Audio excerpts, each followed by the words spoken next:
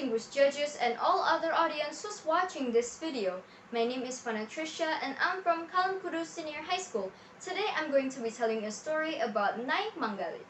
Nai Manggalit. There once lived a man called Datu Panggana in Tapanuli, North Sumatra, who was a famous sculptor.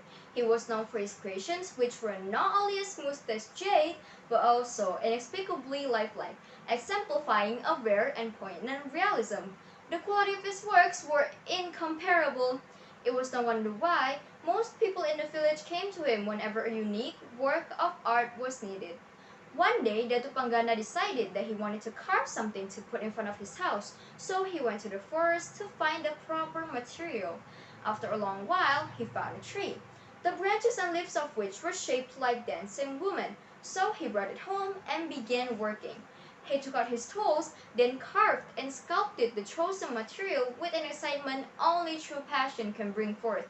All of his time and energy were poured into this until he finally finished one hot, humid afternoon. He looked at his creation and was so fascinated because it looked exactly like what he had dreamed. Actually, it was beyond the boundaries of what he had originally imagined. It was the most beautiful thing upon which he had ever laid his eyes. He thought to himself that a flesh and blood woman could never rise to this apex of perfection. Suddenly impressed by his exhausting work, he put the sculpture on a pedestal at the front of his house for all the world to see. Not long after that, a young merchant called Bawa Patiga passed by and of course was astonished by its beauty. The sculpture's pose and smile were so light and delicate, it felt as though her penetrating gaze was enticing him to come dance with her. He stared in amazement and thought that she would be even more alluring, dressed in fine garments and adorned with jewelry. So he took out some of his goods, dressed up the sculpture, and was bemused once again because now it really looked indeed like a living person, and a gorgeous one at that. After he had danced around it for a while, he was satisfied and decided to remove the clothing and jewelry. But try as he might, he could not remove that which now clothed and adorned her. The harder he tried, the harder it became to remove. Taking this as a defiant symbol of providence, he left her clothed and adorned and departed. After he had gone home, Datu Panggana came out of his house with the intention of bringing the sculpture inside the house. Yet, another odd thing occurred though. It could not be moved nor lifted, as if there was something holding it from the inside. Equally shocked and odd, he decided to just leave it and went back into his house. The next day passed a man called Datu Pagtawag with his wife. Of course, they were also astonished by its beauty. Married for years without a child, they wanted to make it come alive as their daughter.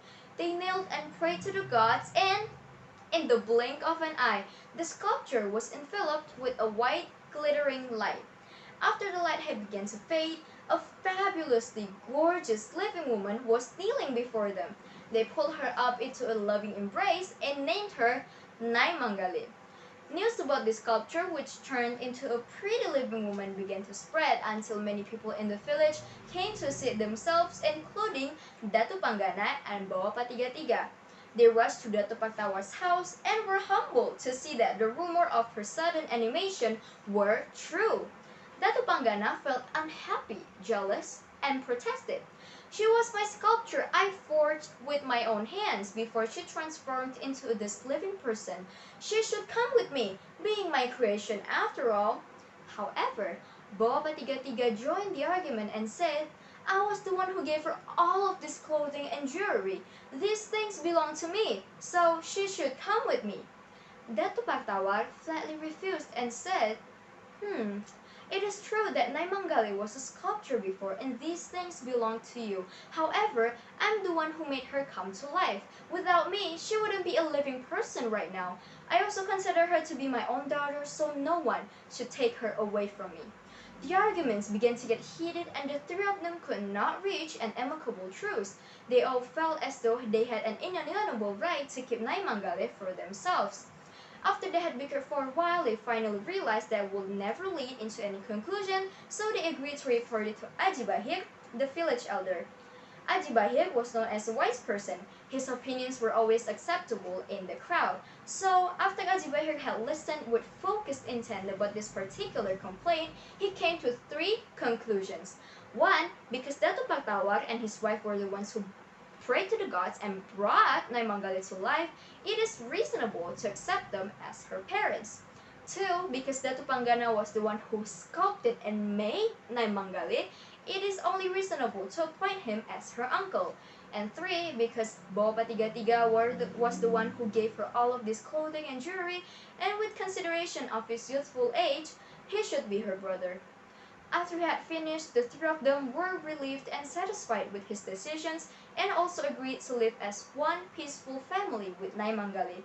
Her beauty also made her famous among the Taparuli tribes, and from this incident, people learned that problems are better solved with a stable mind and heartfelt discussion. That's all for my story, and thank you for listening.